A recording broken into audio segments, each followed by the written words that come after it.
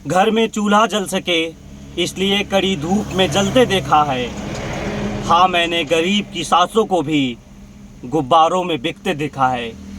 नमस्कार, आप देख रहे हैं dilankadan.com और मैं हूं आपके साथ आकाश सिंह। इस वक्त मैं भदोही ज़िले के दुर्गागंज क्षेत्र में मौजूद हूं। जब मैं इस रास्ते से गुज़र रहा था तो मुझे गोमती दिखती है जहां हम लोग पानी पीने के लिए रुकते हैं, और उस गोमती का जो मालिक होता है वो एक छोटा सा बच्चा हमको मिलता है। इस बच्चे को ध्यान से देखिए, इसके चेहरे को ध्यान से देखिए। ये बच्चा एक छोटी सी दुकान चलाता है। ये संघर्ष वाली कहानी मैं आपको दिखाना चाहता हूँ। ये देखिए, ये 4 डिब्बे इस दुकान पे और कुछ गुटखे के पैकेट, और ये छोटा सा बच्चा सुबह से शाम तक यहाँ बैठा रहता है। राहगीर यहाँ से गुजरते हैं, इस उम्मीद में बैठा रहता है कि कोई गाड़ी रोकेगा, कोई साइकिल रोकेगा, कोई अपनी कार रोकेगा और उतर कर इस दुकान पे आएगा और कुछ सामान खरीदेगा। और जब वो कुछ सामान खरीदेगा तो कुछ पैसे मिलेंगे, उसमें से कुछ पैसे बचेंगे, और जो पैसे बचेंगे उससे इस बच्चे की शिक्षा आगे जाएगी, इसके परिवार का भरण पोषण होगा। तो ये कहानी मैं आपको इसलिए दिखा रहा हूँ क्योंकि उत्तर प्रदेश के तमाम प्राइमरी स्कूल में मैं और मेरी टीम जा रहे हैं। लगभग 90% स्कूलों की क्या स्थिति है मैंने आपको दिखाया। 10% हालांकि अच्छे हैं। ऐसी भी कहानी हम आपके सामने लेके आए हैं। अब देखिए ना, देश में एक मंत्री का बेटा, एक एक्टर का बेटा, एक अमीर का बेटा किस किस स्कूल में पढ़ रहा है, किस तरह की किताबें पढ़ रहा है, और एक गरीब का बेटा जो दुकान चला रहा है, उसके नसीब में आखिर क्या है। वो सपने देख सकता है, वो सपनों के लिए लड़ सकता है, लेकिन उन तक पहुंचने के लिए जिन संसाधनों की ज़रूरत होती है, शायद उसकी किस्मत के हिस्से में वो है या नहीं, ये उसे भी नहीं पता होता है।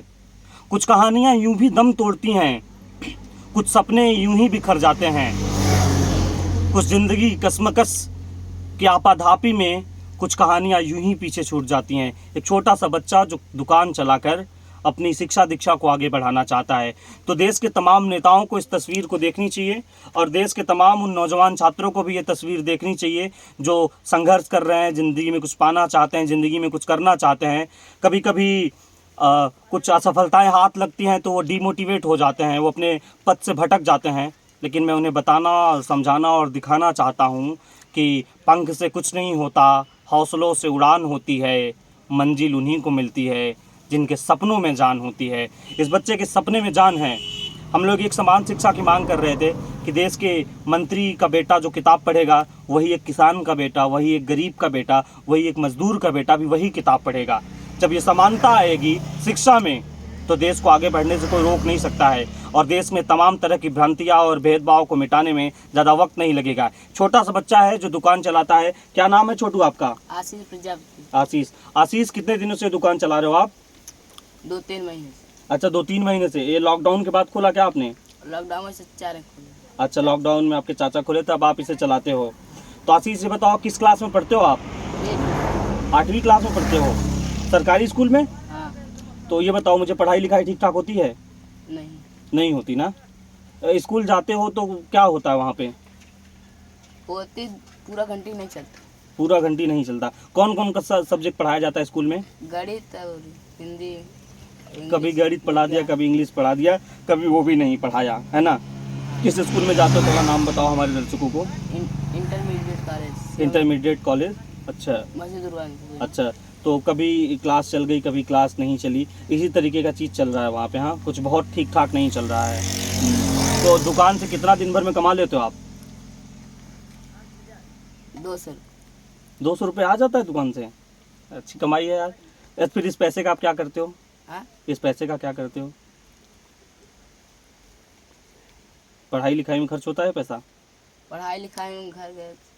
अच्छा, घर गृहस्थी में, पढ़ाई लिखाई में डर रहे हो? बच्चा थोड़ा सा डर रहा है, बोलने में उतना फ्रैंक नहीं है।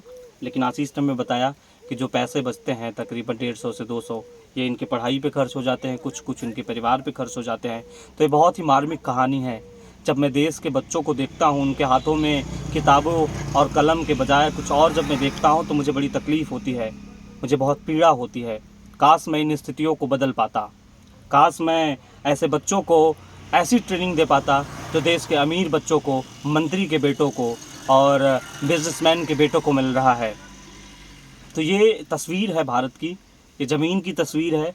हम जिस भी रास्ते से गुजर रहे होते हैं, हर एक रास्ते में एक दुकान मिलती है। एक दुकान पे ऐसा ही बच्चा बैठा होता है जो अपनी कहानी, अपनी किस्मत लिख रहा होता है। मुझे नहीं पता कि ये सब कब बदलेगा, ये सब कैसे बदलेगा।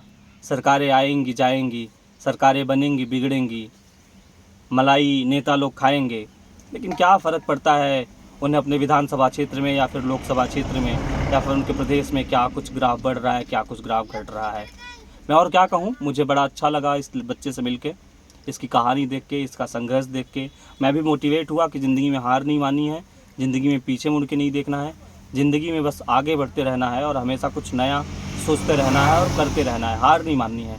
आप सब भी हार मत मानिए, जहाँ भी ऐसे बच्चे मिले उनको सपोर्ट करिए, उनको आगे बढ़ाइए और कहानी और तस्वीर को बदलते रहिए और बने रहिए श्रीलंका के साथ। शुक्रिया।